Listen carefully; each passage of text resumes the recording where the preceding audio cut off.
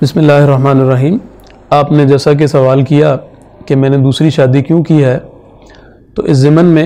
بہت سے دوستوں نے، خیر خواہوں نے یہ سوال سنجیدگی سے بھی، شدت احساس کے ساتھ، یا جو بھی ان کی کیفیت تھی اس میں انہوں نے مجھ سے پوچھے ہیں۔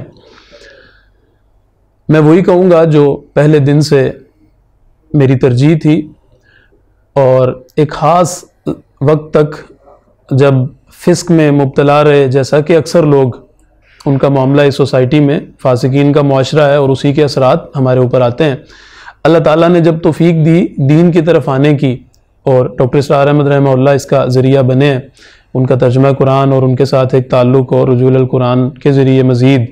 اللہ تعالیٰ نے دین کو سمجھنے کا موقع عطا کیا، تو اسی وقت یہ اللہ تعالیٰ نے ارادہ کرنے کی بھی توفیق عطا فرمائی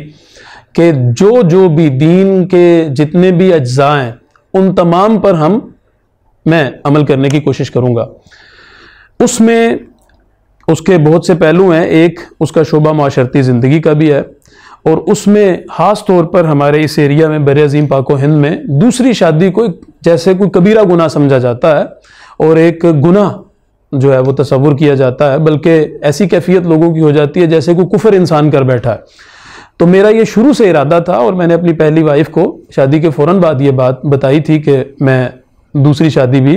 جیسے ہی اللہ تعالیٰ نے کوئی بہتر موقع فراہم کیا، کوئی دینی ترجیح رکھنے والی پڑھی لکھی ذہین خاتون جو ہے وہ مل گئی، اچھی مینٹیلٹی والی، جو اس دین کے کام میں میری ممد و معاون بن سکے، تو میں انشاءاللہ یہ کام کروں گا۔ تو اللہ تعالیٰ نے موقع فراہم کیا، اور میری ترجیح احیاء سنت ہی تھی، اور اس کے مطابق الحمدللہ میں نے اس کام کو کیا، اور یہی جواب میرا اپنے تمام ساتھیوں کو رہا ہے۔ پھر ایک عجیب بات یہ ہے،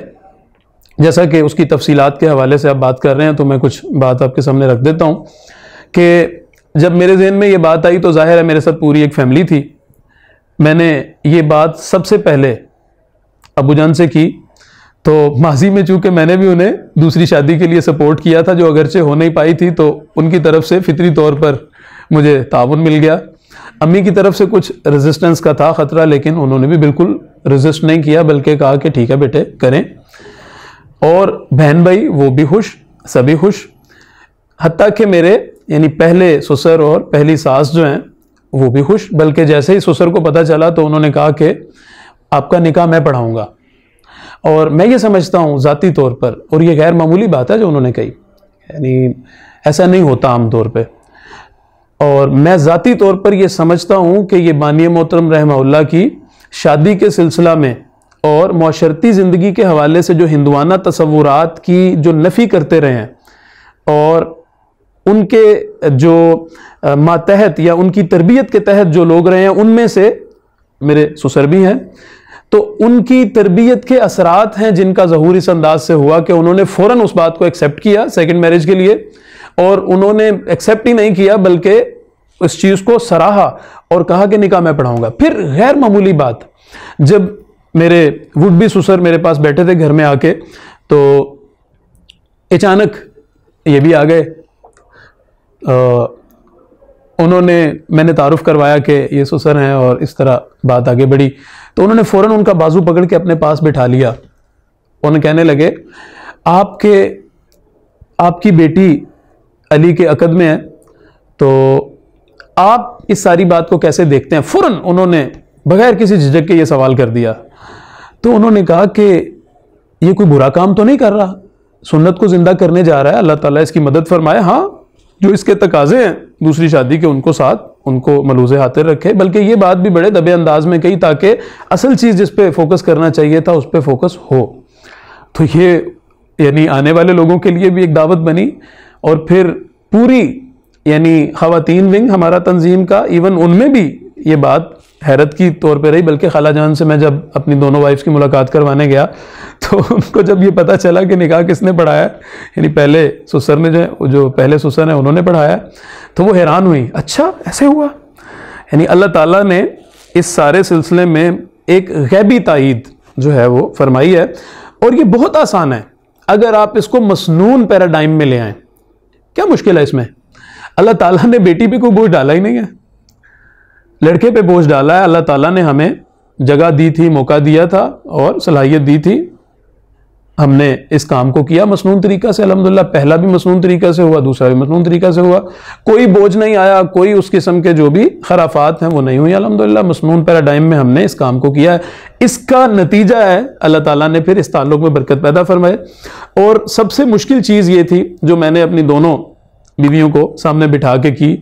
کہ آپ دونوں کے لیے سب سے مشکل کام یہ ہے اس بات کو تسلیم کرنا ہے کہ now we are 3,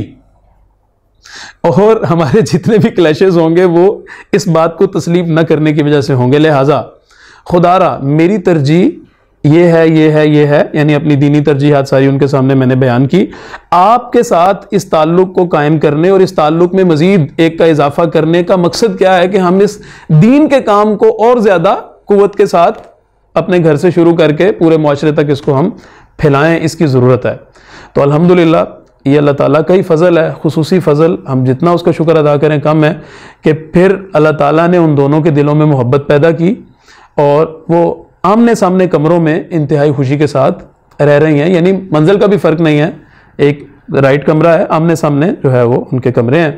اور میرا ایک بیٹا تھا پہلی وائف سے, ہے الحمدللہ, حسین ابن علی. اس کے ساتھ جو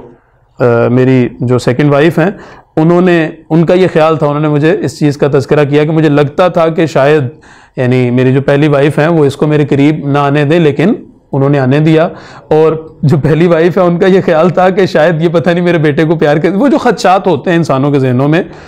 انہوں نے بھی اس کو تسلیم کیا, قبول کیا, پیار کیا. بلکہ وہ اپنی جو سیکنڈ ماما ہے ان کے ساتھ پہلے سے بھی زیادہ, یعنی پہلی ماں سے بھی زیادہ محبت کرتا ہے اور لگاؤ کا اس کے ساتھ ایک تعلق ہے اور ایک دوستانہ ماحول ہے الحمدللہ. اور یہ سب کچھ اللہ تعالیٰ کا فضل ہے. میں سمجھتا ہوں